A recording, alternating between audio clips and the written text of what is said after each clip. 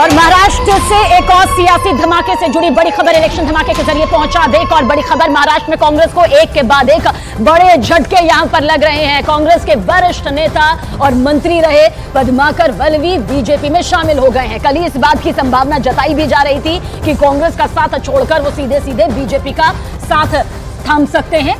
Padmakar वल्लवी BJP प्रदेश अध्यक्ष चंद्रशेखर बावनकुले और अशोक चव्हाण की मौजूदगी में बीजेपी में शामिल हो गए। पद्माकर वल्लवी नंदुरबार जिले से 3 बार विधायक रहे हैं।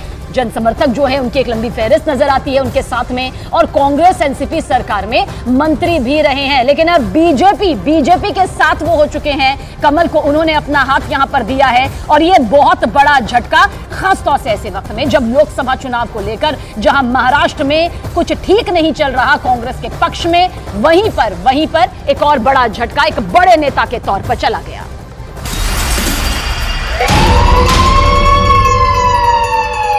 देखिए, इलेक्शन धमाका में यह बताना भी जरूरी है कि कांग्रेस नेता पद्माकर वल्लवी के बीजेपी ज्वाइन करने के बाद अशोक चव्हाण का बड़ा बयान क्या सामने आया है। दरअसल अशोक चव्हाण ने क्या कुछ कहा है वो बताते हैं। जो लोग कांग्रेस में हैं उन्हें अपना भविष्य नजर नहीं आ रहा, ये अशोक चव्हाण कह रहे हैं। कई लोग बीजेपी में आने को तैयार हैं। जैसे जैसे चुनाव नजदीक आएगा कई लोग बीजेपी में शामिल होंगे, ये सीधे सीधे कह रहे हैं अशोक चव्हाण।